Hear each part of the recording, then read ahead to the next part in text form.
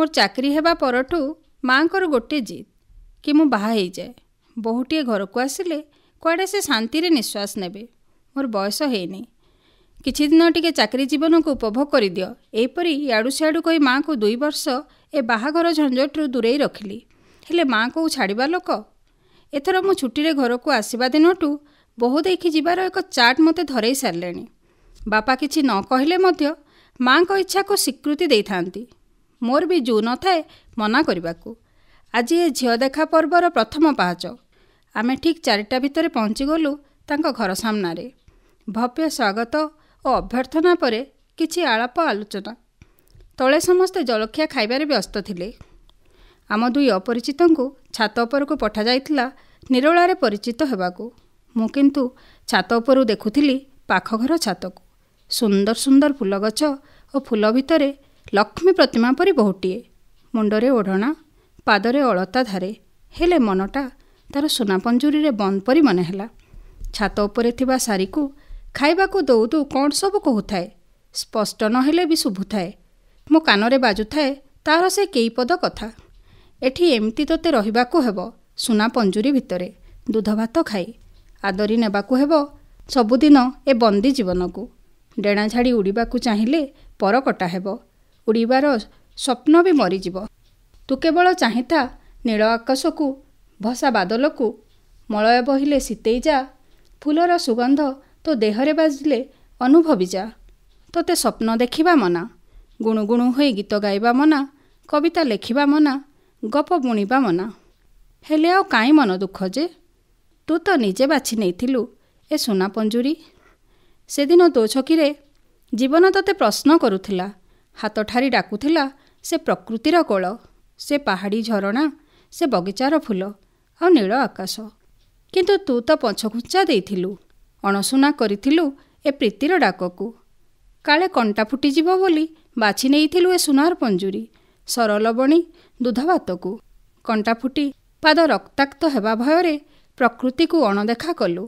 एबे लुह गड़ेई लाभ कौन जे? केड़े सरागरे पिंधिथिलु पादर पाउंजी, हाथर चूड़ी आज बेड़ी परी लगुछि। हेले कौन बा करि पारिबु? तू तो निजे बाछि नेइथिलु। तोरे ही भाग्य। तूटा कि जानिथिलु ए सुना पंजुरी दिने तो पाई काल कोठरी हेबो बोली? से दिनर से खुद मुठा को लोभ करथिलु बोली सिना आज ए अवस्था। आ दुख करी लाभ कौन जे? ने खाइदे। अपरिचितार मधुर कंठ मते फेरेई आनिला से छातरू ए छातकू। मन भितरे किपरि गोटे विद्रोहात्मक भाव जागी उठिला।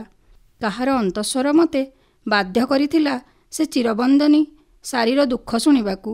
इच्छा होतिला जाई लुह पोछि तार दुखरे भाग बसेबाकू। अपरिचिता बोधे पढ़ी सारिथिला मोर मनर भावकू, मोर आखिए प्रश्नकू। धीर पाटिरे कहिला, तांको घर सान बोहू। ताको केही केबे हसिबा देखि नाहांती बाहारे बुलिबा कि मन खुशी रे शॉपिंग मॉल रे स्वामी सह मनपसंद जिनिस किणिबा। ए घरर छात ही तार पृथ्वी। ए पंजुरीर सारीठू कम नुहे ता जीवन। केही जानी नाहांती से घरे कौन हुए कौन नाई। एमती सबुदिन संध्यारे सारी को खाइबाकू देला बेले एमती गुणुगुणु ही बहुत किछि कुहे। केही शुणिबाकू नाहांती। तार अभिमान भरा कोहर स्वर को सबुतक मिलई जाए ए सहरर कोलाहलरे, मटर गाड़ीर घँ घाँ शब्दरे। ए परकटा सारी को देखी मनरे अनेक प्रश्न उंकी मारे। कौन सबु नारीर जीवन ए पंजुरीर सारी परी? अपरिचिताठू एतक शुणी मोर उत्कंठा आहुरी बढ़ी जाए थाए। अपरिचिता को मु देखिबाकू आसीची या संपूर्ण भूली जाई थाए। से कौन भाबिबो एसबु न भाबी पचारिदेली, तुमे कौन केबे कथा हेइच तांको सह? मुंड हलई अपरिचिता कहिला, ना केबे से सुजोग पाइनी। केवल छात उपरू जहा देखिछि। देखिबाकू खूब सुंदर, शांत सरल चेहरा। आखिरे असुमारी प्रश्न, ओठरे मला हस। केबे आखिरे आखि मिसिगले मला हसधारे ओठरे खेलई चली जाए भितरकू। खूब इच्छा हुए पशिजिबाकू ता मनगहनर निषिद्ध इलाकाकू। छाणी आनिबाकू इच्छा हुए से अथल सागररू मणिमुक्ता। हेले निरुपाय। थरे पाखघर माउसी कहूथिले से बहुटी तांको दूर संपर्किया भाउजंकर भौणी। सेठारू से जहा शुणिछंती बहुटी देखिबाकू जेपरी लक्ष्मी प्रतिमाटीए, ତା ଭିତରଟା ବି ସ୍ୱୟଂ ସରସ୍ୱତୀଙ୍କ ନିବାସ। ଗଳ୍ପ, କବିତା, ଚିତ୍ରକଳା ସବୁଥିରେ ନିପୁଣା ସେ। ହେଲେ ବାହା ପରଠୁ ତା କଳା ଘରେ ତାଲା। ତା ଶ୍ୱଶୁରକୁ ପସନ୍ଦ ନୁହେଁ ବୋହୂ ତାଙ୍କ ସାହିତ୍ୟ ସାଧନା କରୁ, ଅନ୍ୟ ପୁରୁଷ ସହ ଭାବପ୍ରୀତି ରଖୁ। ଆଉ ତା ସ୍ୱାମୀ, ସେ ବି ଠିକ୍ ତା ବାପାଙ୍କ କାର୍ବନ କପି। ସ୍ତ୍ରୀର ମନ ବୁଝିବା ତ ଦୂର କଥା, ତାର ମନ ବୋଲି କିଛି ଅଛି ବୋଲି ଜାଣିବାକୁ ଚାହିଁ ନାହାନ୍ତି। ବହୁତ ଅତ୍ୟାଚାର କରନ୍ତି ସଭିଏ। ଖାଇବା ପିନ୍ଧିବା କୋଉଥିରେ ହେଲେ ହେଳା କରନ୍ତିନି।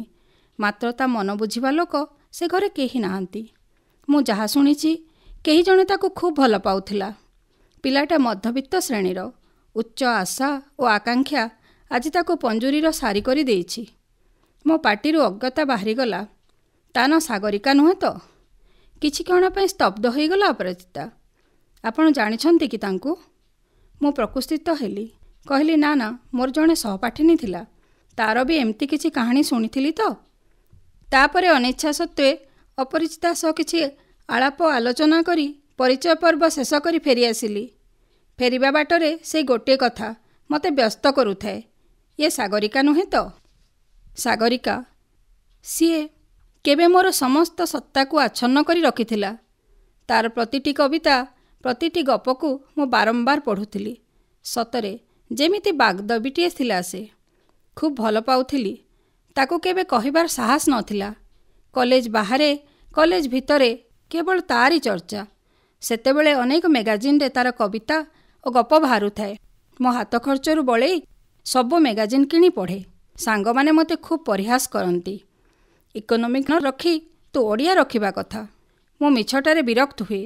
ସାଗରିକା କିନ୍ତୁ ବିଜ୍ଞାନର ଛାତ୍ରୀ। ବିଜ୍ଞାନର ନିଷ୍ଠୁର ସତ୍ୟ ଉପରେ ବି କେତେ କୋମଳତାର କବିତା ଓ କାହାଣୀ। ସେ ବି ମୋ ସହ ବହୁତ ସମୟ ବିତାଏ। ଘଣ୍ଟା ଘଣ୍ଟା ତାହା ସହ ସାହିତ୍ୟ ଚର୍ଚ୍ଚା ହୁଏ। ତାର ସଦ୍ୟଲିଖିତ ଗଳ୍ପ ଓ କବିତା ବିଷୟରେ ସେ ମୋ ସହ ଆଲୋଚନା କରେ। ସେ ସବୁ ଭିତରେ ବି ମୁଁ ଖୋଜୁଥାଏ ପ୍ରେମର ଏକ ସ୍ନିଗ୍ଧ ଆଲୋକ। ତା ପ୍ରତି ଧୀରେ ଧୀରେ ମୋର ଦୁର୍ବଳତା ବଢ଼ିଯାଏ। ସ୍ନାତକୋତ୍ତର ସରିଲା ପରେ ମୁଁ ଏମ୍ଫିଲ୍ ପାଇଁ ପଢ଼ାପଢ଼ି ଓ ଏମ୍ଫିଲ୍ କରୁଥିବା ସମୟରେ ସେ ମୋତେ ଗୋଟିଏ ଗପ ଶୁଣାଏ। ସେ ଗପରେ ମୁଁ ମୋର ସ୍ଥିତି ତା ହୃଦୟ ଭିତରେ ଭଲ ଭାବରେ ଜାଣିପାରେ। ତାକୁ ଆଉ କିଛି କହିବାର ସାହସ ପାଏନି। ସେ କିନ୍ତୁ ସବୁଦିନ ମୋ ସହ ଅନେକ ସମୟ ବିତାଏ। କୁହେ, ପ୍ରକାଶ, ତୁମେ ମୋ ଗଳ୍ପ କବିତାର ଉତ୍ସ। ମୁଁ ହସିଦିଏ। ହଠାତ୍ ଦିନେ ସାଗରିକା ଏକ ଗପ ଉପହାର ଦିଏ, ଜୀବନର ଝଡ଼। ତା ସହ ମୋତେ ଚମକେଇ ଦେଲା ପରି ବାର୍ତ୍ତାଟିଏ ମଧ୍ୟ। ପ୍ରକାଶ, ମୋ ବାହାଘର ଠିକ୍ ହୋଇଯାଇଛି କଟକର ଜଣେ ଶିଳ୍ପପତିଙ୍କ ସହ। ଯେଉଁ ପ୍ରାଚୁର୍ଯ୍ୟକୁ ମୁଁ ଦିନେ ଖୁବ୍ ସ୍ୱପ୍ନ ଦେଖିଥିଲି, ଆଜି ତାହା ମୋ ହାତ ମୁଠାରେ। ମୁଁ ନିରବି ଯାଇଥିଲି। ତାଣୁ ପାଲଟି ଯାଇଥିଲି ଏକ ରକମର।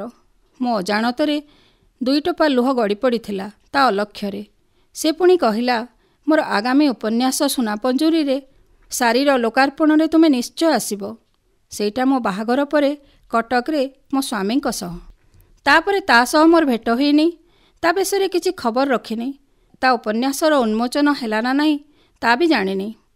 କାରଣ ତା ପରଠୁ ମୁଁ ସାହିତ୍ୟକୁ ମୁହଁ ମୋଡ଼ି ଦେଇଛି। କଟି କରିଛି ପତ୍ରପତ୍ରିକା ସହ। କିନ୍ତୁ କେବେ ବି ଭାବିନଥିଲି ସାଗରିକା ନିଜେ ତା ଉପନ୍ୟାସର ଚରିତ୍ରଟି ହୋଇ ରହିଯାଇଥିବ।